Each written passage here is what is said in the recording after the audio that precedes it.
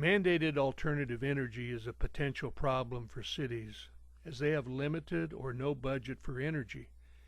They have no land for wind and solar, and if they did, the energy is often so inefficient in the 12 to 23% range, it does not make for a good ROI, return on investment model. And cities and energy companies often have no alternative energy solution to qualify for the government mandates and the timelines.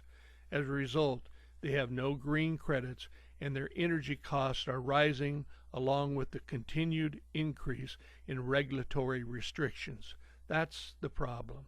So imagine if you could produce energy for a city and save them up to 50% on their energy costs today by leveraging their flow of water and fluids.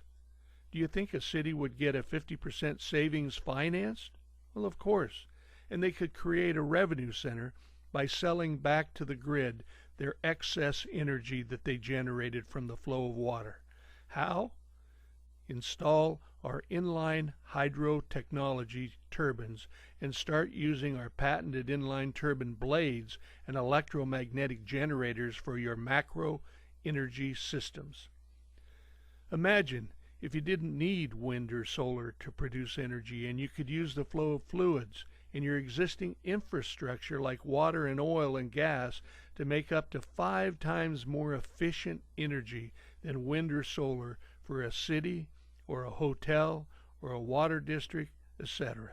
So, what is the catch here? What does the city or water district or client have to contribute to save 50%?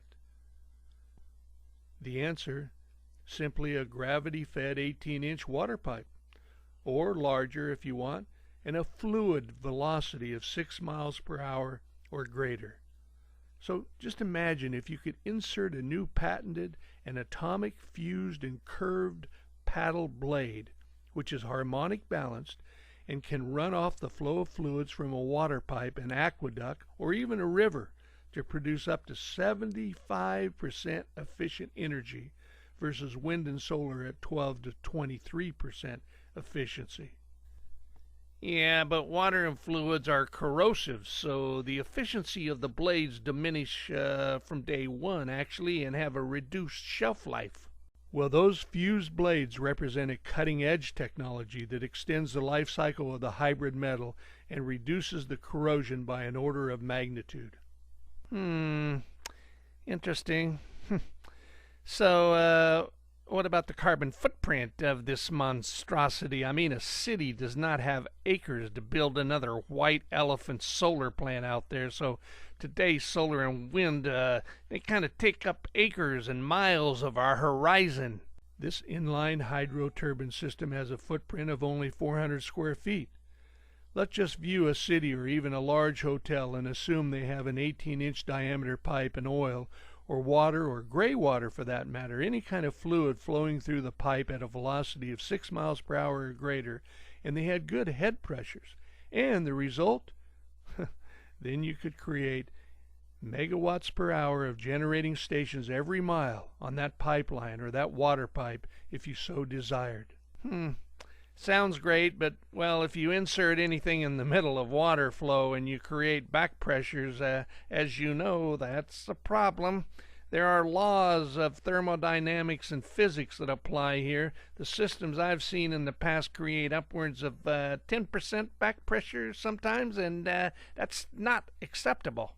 With patented aerodynamic blades and immersion techniques and vortex production, we create very little back pressure, traditionally less than 5%. Wow, 5%. Well, I hope you're not saying that this is some kind of new perpetual motion machine, are you? Of course not. But our inline hydro turbine system is very efficient due to some patented and confidential technologies that leverage each other to produce a more efficient result. Like most systems would require a 4,800 RPM to do what we do with only 1,000 RPM. Because of these patented technologies, our inline hydro turbines only require 1,000 RPM and 300 foot-pounds of torque to produce 50 megawatts of energy. We want to help the world with energy, Remember, we generate energy from fluids of any kind using the existing infrastructure of cities, water districts, pipelines, hotels, amusement parks, etc. Yes, I can see this has a major financial and environmental contribution. I mean, a PPA, a power purchase agreement, would potentially save many cities in the world millions of dollars with this in energy cost, while saving and reducing the use of water and fluids and leveraging existing water infrastructure. I mean, hello! Yeah, this sounds interesting.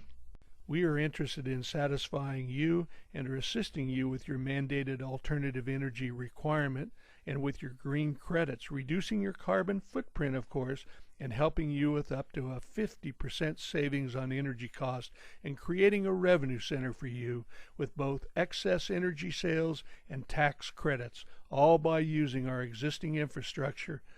Inline hydro turbines are the solution for the future.